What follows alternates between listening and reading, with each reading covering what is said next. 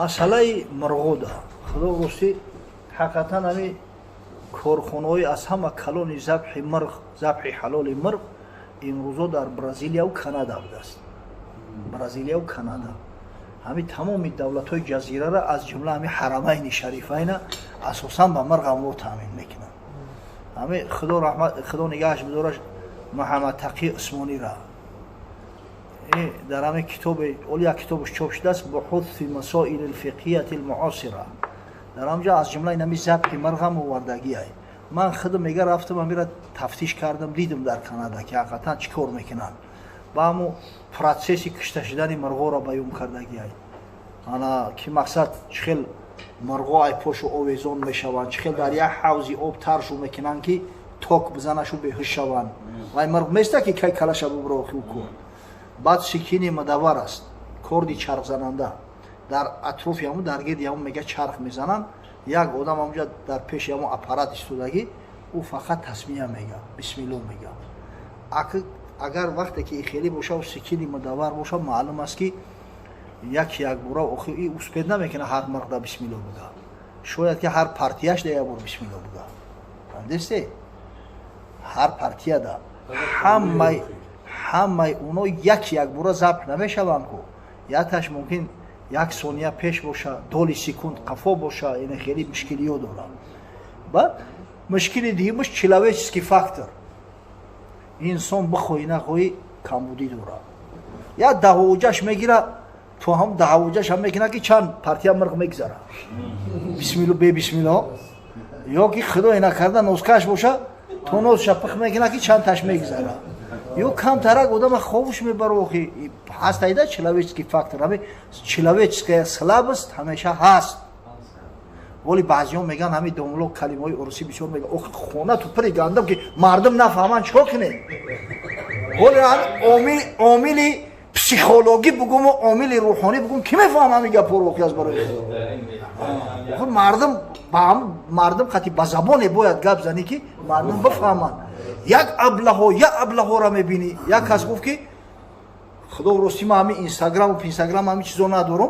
میگه در اینستاگرام در مسئله تقدیر من چیزی گفته بودم پرتوفتیان همون اینستاگرام چه خیلی میگم 2 دقیقه و 3 دقیقه کو پرتوفتیان بعد کسی با کامنت نوشته همین نفهمیدیم گپی همین دوملو را چی گفته است همین تقدیر خودش نمیفهمم در برای تقدیر گپ زده است از برای خدا تو او قدر مسئله تقدیر را میخوای بفهمی ناشکری چه واقعی من یک جمعه در برای تقدیر گپ زدم ممبری هم را بگیری گوش کنی. آقا این اینستاگرام برای یک رکلام های با فکرم یا رپلیکا را میگیره نمیبری تای اوستا که یا مسئله کلان عقیدتی ها میخوای اینستاگرام گوش کنی همین ابلهه که مسئله های عقیدوی و همین مسئله های اصولی را اینستاگرام میکوه زن ای ادنا کلاس نکی میکوه قاهشور نیست نبیو با خدا قسم یا سالم نیست ایما شو تو دونه خدا بکوه او اینستاگرام با فکرم که رکلام میکنه که انا پرا میخواه این ای سایت بدروی تماشاش کنه. ای نخوبه در مسئله تقدیر 1 ساعت گپ زدم تو در 2 مینوت و 3 مینوت چرا میفهمی؟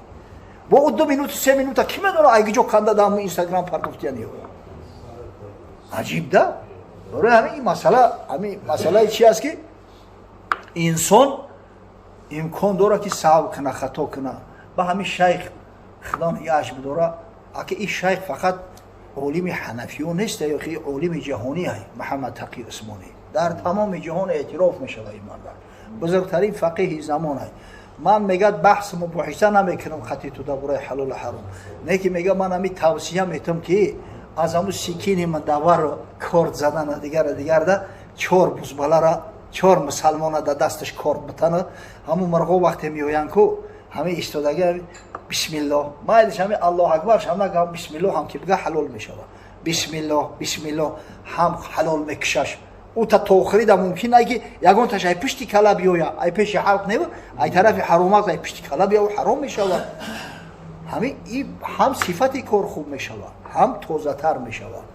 اگه یک چیز مقصد که در شریعت یک چیز انیق هست اکسیوم است موافق فتوای شرعی اگر یک مسلمان دعوا کنه که همین حلال کشته شدگی است موافق اصول شریعت ضبط شده است خوردن همون چیز حلال است یک نفر اگر حتی در همین مذهب ما نصاب شهادت هم همینجا اعتبار نداره.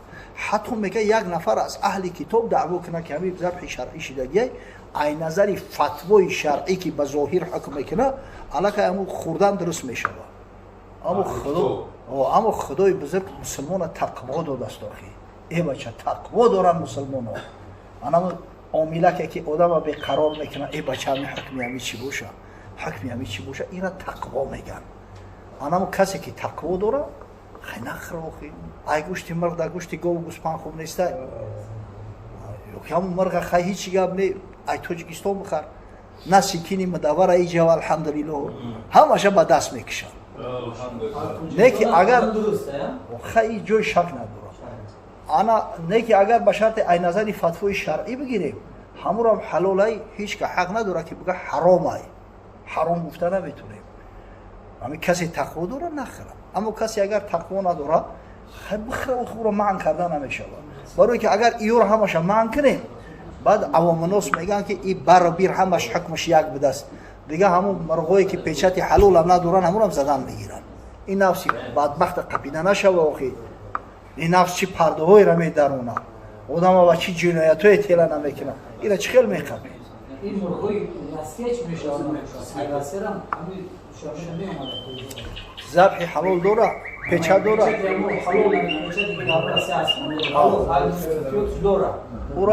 او را فهمیدن در کن که چی نوکشش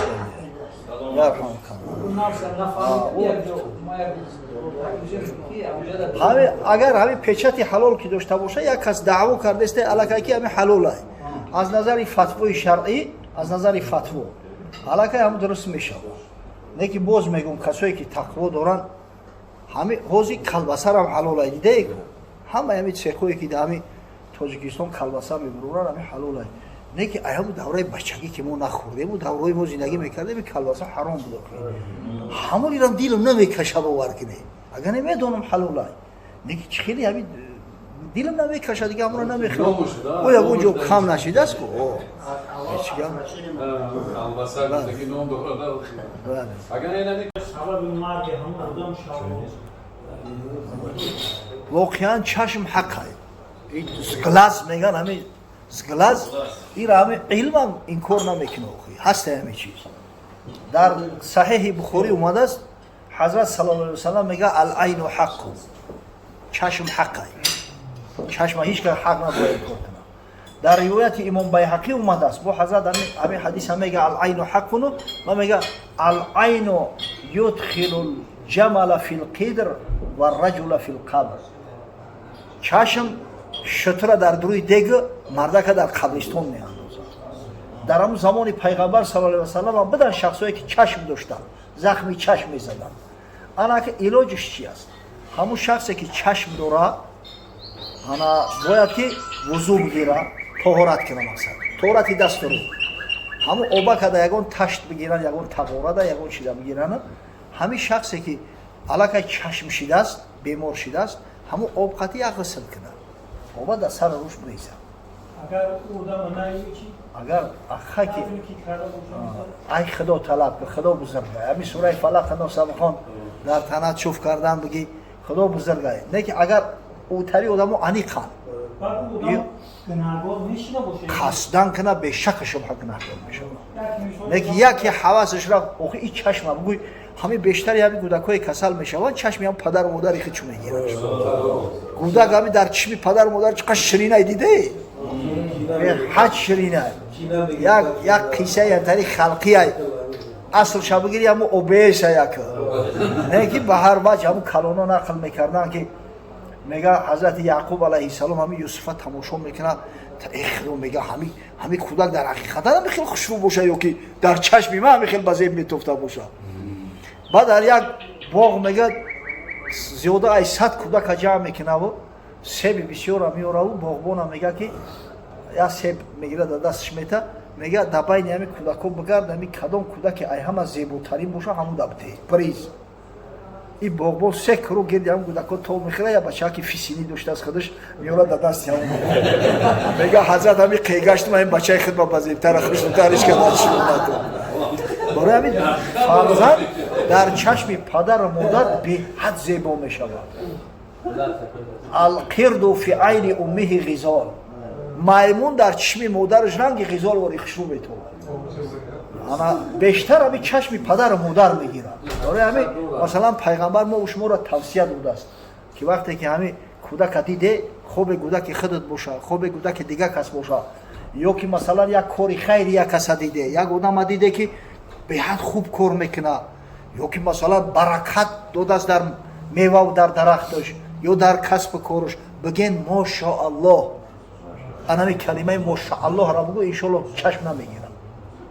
ҳамина фаромӯш кард намегем да ва дида о хонаобод ту бачаи ваҳӣ охӣ. мошоаллоҳ пайғамбар таълим додааст. мошоаллоҳу кон ва мо лам яшо лам якун. сураи фалақ носа бихони фарзанда ки яке дилат гум мезана ку мебини ҳами фалақ носа бихон шуф кун. баъд мисол ҳами ла ҳавла ва ла қуввата илла биллоҳи алалиyyil азим. мошоаллоҳу кон ва мо лам яшо лам якун. ҳамиёра хондан дар кор. این چشم حق ایرا کسی انکار کنه جاهل است. مولاتون بعد همین باو مولا مثل چشم میکنن. تو مولا اونو چه میکنی؟ تو باو یا سکن میذاش باو طلب بس میاد تو مثل کسر رو چه میکنی؟ خیلی طلب بس غلطی بکشش دیگه نه. اما اصلا همین موضوع دا اگر بشرطه که میکنیم که همون مردکایی که چشم دوران خیلی چون میدونن که علاقه همورا با هزار میکنن. اصلا مردوی خدا که نگاه نمیکنن. چشم دوران گفته با خیلی دین تونم دور نروه. او در نصیب روزیش هسته که همون میشوه. اگر نباشه هزار چشمگر که نگاه کنه ایده از هیچ کار نمیاد.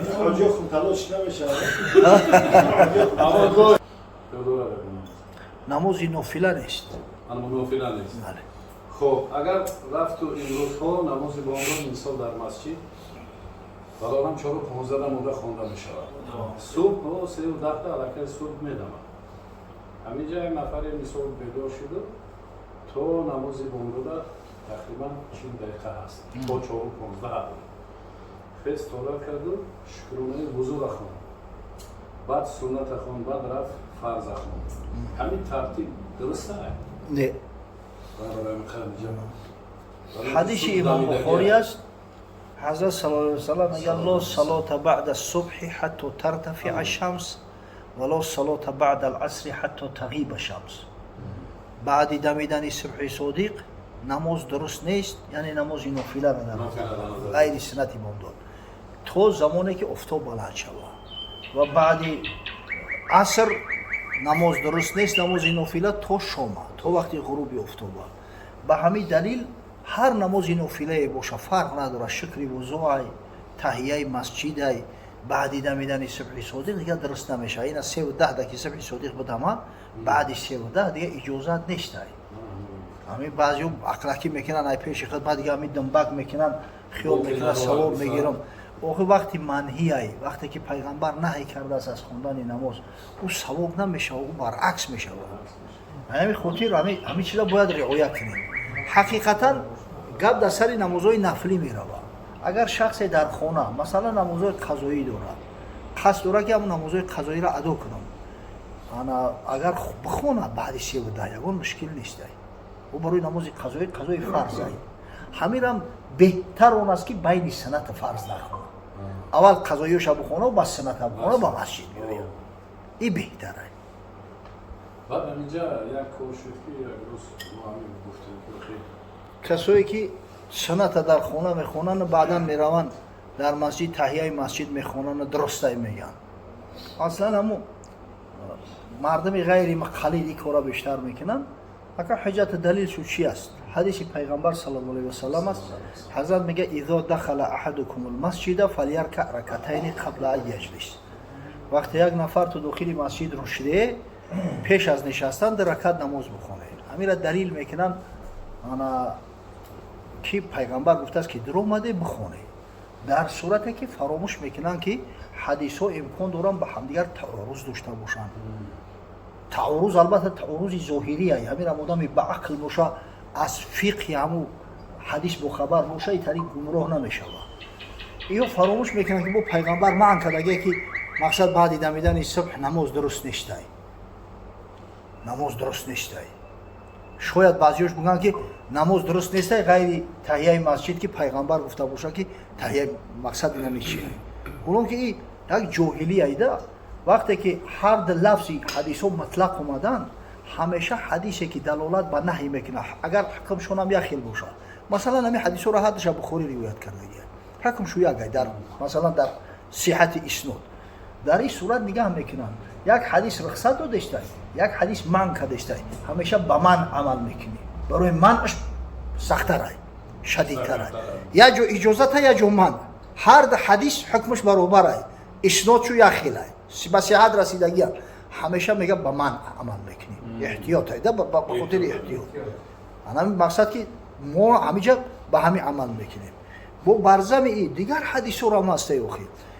انا در جامع السنن ترمذی روایت عقبه ابن عمیر جهانی اومده است میگه عقبه ابن عمیر که 3 ساعات نهان رسول الله صلی الله علیه و سلم ان نصلی فیهن در 3 ساعت پیغمبر خدا ما را منع میکرد خواندن نماز پیغمبر منع میکرد نمیگذاشت بخونیم یک تاش نمی پیش از طلوع آفتاب اینا بعد دمیدن صبح صادق یک تاش وقتی قیام آفتاب و یک تاش وقتی غروب آفتاب همین خیلی حدیثای نهی خیلی زیاد اومده گیان آخه همین یک جهالت هایده بله پیغمبر گفت وقتی که داخل مسجد شده نماز بخونه در صورتی که وقتی مکروه نباشه یا که مثلا یک موعظه‌ای که شنیدنش واجب است نباشه جایی که واجب با سنت جمع شود یا با مستحب جمع شود البته با واجب عمل کردن لازم میآید واجب کجا مقصد مستحب سنت کجا